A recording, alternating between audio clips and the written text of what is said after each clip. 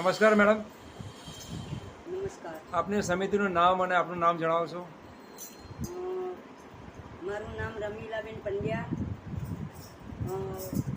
મારું જે અત્યારે મારું મંડળ ચાલે છે એનું નામ વ્રજ મંડળ છે અને વ્રજ મંડળ હું છેલ્લા 35 વર્ષથી ચલાવું છું. વ્રજ મંડળમાં કેટલા સભ્યો છે મેડમ? વ્રજ મંડળ 60 સભ્યો છે. વ્રજ મંડળની ખાસ શું સેવાઓ? વ્રજ મંડળમાં બધી બહેનો અમારા લગભગ હાજરી આપે છે. બધા પૈસા જે ભેગા થાય મંડળના, એ મંડળનું અમે પૂનદાન કરીએ છીએ. ગરીબોને, જરૂરિયાતમંદને અમે દવાઓના પૈસા આપીએ છીએ અને અમારું બધું જે ભંડોળ હોય એ અમે પૂનદાનમાં જ વાપરીએ છીએ. બધી બહેનોનો આગ્રહ એવો છે કે બેન, આપણે જે તાલીઓ પાડીને ભજન કરીને જે પૈસા ભેગા કરીએ છીએ એ બધા પૈસા આપણે પૂનદાનમાં વાપરવા જોઈએ. Okay, thank you madam. નમસ્કાર મેડમ, આપનું નામ જણાવે, આપનું સેવાકીય કાર્ય જણાવશો? મારું નામ દક્ષાબેન દરજી છું. હું વ્રજ મંડળની સભ્ય છું. અમારા વ્રજ મંડળના સ્થાપક શ્રી રમીલાબેન પંડ્યા છે. તેઓ 35 વર્ષથી આ મંડળ ચલાવે છે અને એમાં હું પણ છેલ્લા કેટલાક વર્ષોથી જોડાયેલી છું. અને મેં જોયું છે ત્યાં સુધી એમણે આ જે મંડળના ભંડોળ આવે છે, અમે જે પણ કાર્ય કરીએ છીએ એ મંડળનું ભંડોળ એ સત માર્ગે વાપરે છે. જરૂરિયાતમંદ વ્યક્તિઓને કીટ આપે છે, દવાઓનું આયોજન કરી આપે છે. અમને પણ જ્યાં જ્યાં ભજન હોય ત્યાં અમને પૈસા એ ખર્ચવા નથી દેતા. એ પોતે બસની વ્યવસ્થા કરી આપે છે. આ ઉપરાંત તેઓ શિવ પુરાણ છે કે રામાયણ, પછી એમાં એમણે બેસાડ્યું હતું શિવ પુરાણ, રામાયણ બેસાડ્યું હતું. અને હવે પછીના દિવાળી પછી પણ એમનો પ્લાન દેવી પુરાણ બેસાડવાનો છે. અને બીજું એમની એક વિશેષતા એ છે કે એ અમારા મંડળમાં એ નૈતિક મૂલ્યોનું સ્થાપન કરે છે. વારંવાર અમને સતત નૈતિક મૂલ્યો શીખવે છે કે તમે આ રીતે રહો, આ રીતે રહો, સત્સંગના માર્ગે જાઓ.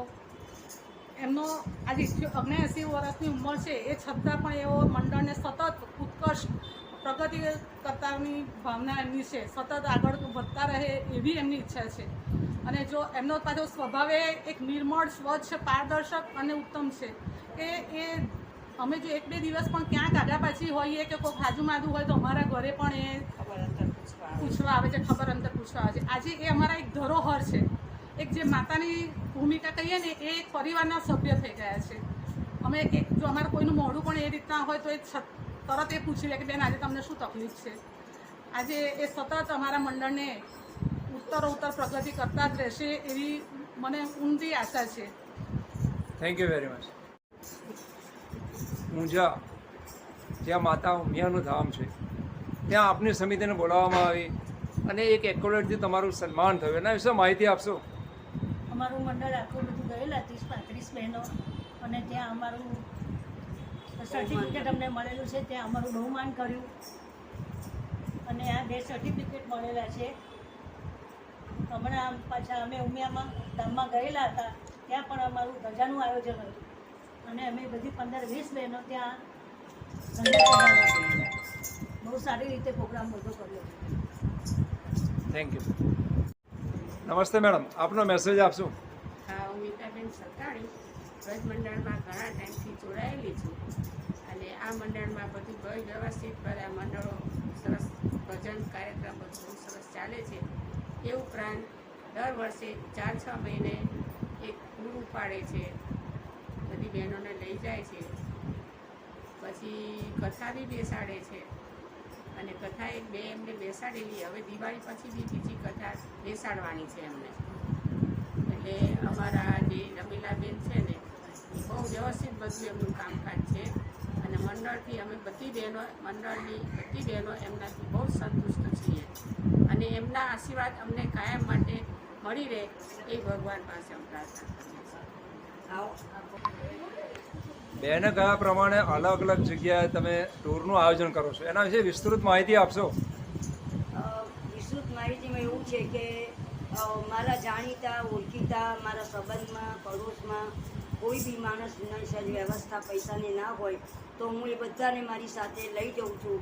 એમને એ પણ કહી શકું કે તમે બેન પૈસાની સગવડ ના હોય તો 2-3 હપ્તે પૈસા આપજો, પણ તમે મારી સાથે આ જાત્રાએ આવો. બધાનું આ રીતે જાત્રાએ લઈ જાઉં છું. અને બધા આ રીતે મારી સાથે જોડાયેલા રહે છે અને હું બધાને પ્રેમથી આનંદથી અને બધાને બધી બહેનો મારો મોટો પરિવાર છે. આ મારો મોટો પરિવાર, આ મારો વ્રત મંડળનો પરિવાર એ મારો પરિવાર છે અને એમના સાથ સહકારથી અને એમના એમ કે પ્રેમ અને લાગણીથી જ આ મંડળ ચાલે છે અને મને એ લોકોના લીધે જ હું આ ટકી શકી છું. મારે 79 વર્ષની ઉંમરે પણ હું બહેનોની આટલો બધો પ્રેમ ને લાગણીને હું સંપાદન કરી શકું છું એના માટે કોઈ બે મત નથી. અને હંમેશા કોઈ પણ કાર્ય કરવું હોય તો મોર પીછાથી રળિયામણો છે, બહેનો સાથે હશે તો જ હું આગળ વધી શકું. બહેનોનો મારી પર અખૂટ અને એમ કે વર્ણન ના થઈ શકે એટલો પ્રેમ અને લાગણી છે મારા માટે. અને મારા લાલાનું લાગણી તો એટલી બધી છે કે બધી બહેનોને ભગવાનને હું કહું કે મારી બધી બહેનોની હેલ્થ વેલ્થ ને બધું સારું રાખજે કે જેથી મારું મંડળ ફાલ્યું ફૂલ્યું રહે અને મોર પીછાથી રળિયામણો રહે. એ રીતે બધી બહેનો સાથ સહકાર અને એકબીજાને ખભે ખભા મિલાઈને ભજન કરે છે. કોઈ દિવસ કોઈની ફરિયાદ, કોઈની વાત, કોઈનું કશું જ નહીં. એવું મારું મંડળ સરસ ચાલે છે. Thank you very much. નમસ્તે મેડમ, તમારો મેસેજ આપશો. ભાવનાબેન શુક્લ, રમીલાબેનના મંડળમાં 10-15 વર્ષથી જોડાઈ છું. એમણે કીધું એટલે જોડાઈ. એમણે અમને ભજન ગાતા શીખવાડ્યું. ભજન ગાતા અમને નહોતું આવડતું. એ આ ભજન ગાઓ, આવી રીતે ગાઓ, એ બધું અમને પ્રેક્ટિસ કરાવી ભજન ગાતા. પછી દર વર્ષે અમને સિદ્ધિ વિનાયક લઈ જાય. એમના ઘરે મંદિર બનાવ્યું છે ને ત્યાં ભજન ગવડાવવા લઈ જાય. બધું ત્યાં નાસ્તા પાણી બધું કરાવે અને સાંજે શાંતિથી ઘેર પાછા લાવે અમને. અને અમારી બધી બહેનો અમે સાથે હળી મળીને રહીએ છીએ. સારા ભજન ગાય છે, નાચી કૂદીને અને બધા આનંદ કરીએ છીએ. સાંજે બધા છૂટા પડીએ છીએ. Thank you madam.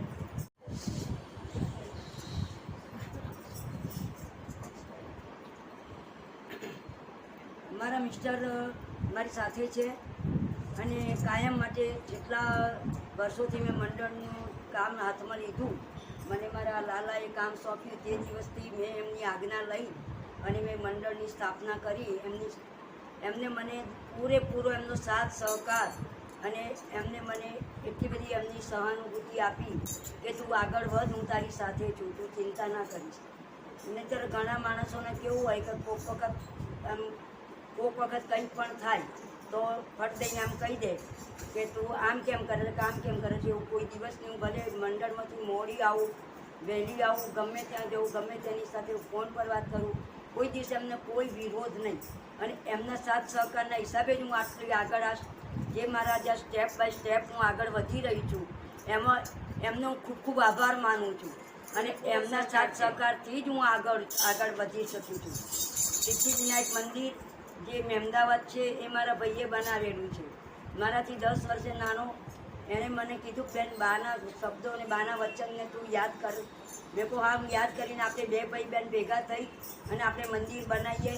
તો એ તમે એમને મંદિર બનાવ્યું અને મંદિર ટ્રસ્ટમાં મૂકી દીધું છે અત્યારે. અને દરેક કામમાં 501 છોકરીઓ એણે દત્તક લીધી છે.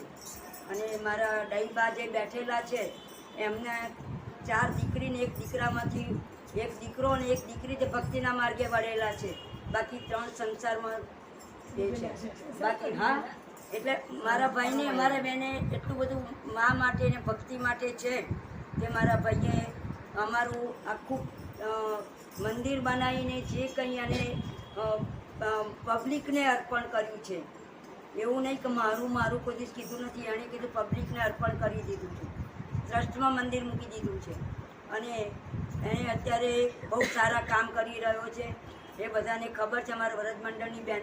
અને દિવ્ય ભાસ્કરમાં તો દર વખત એના લેખ દર અઠવાડિયે આવે છે, બધા વાંચજો. હું મારા મિસ્ટરનો ખૂબ ખૂબ આભાર માનું અને ભગવાન એમની હેલ્થ વેલ્થ સારી રાખે.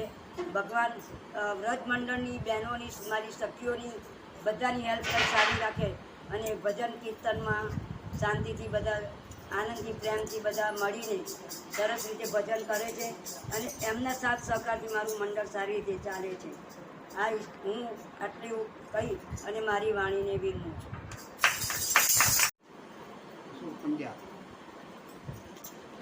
આપનો મેસેજ આપશો સાહેબ. મેસેજમાં એવું કહેવાનું કે જ્યારે બી જુઓ ત્યારે મારો કાનુડો અને મારું ધ્વજમંડળ એ સિવાય એને કશું સૂચતું જ નથી. જ્યારે બી જુઓ ત્યારે મંદિરનું કંઈ કામ કર્યા જ કરે. ઘરનું કામ ભલે થાય કે ના થાય છોકરી વાત, મંદિરનું કામ પહેલું કરવાનું. Thank you very much.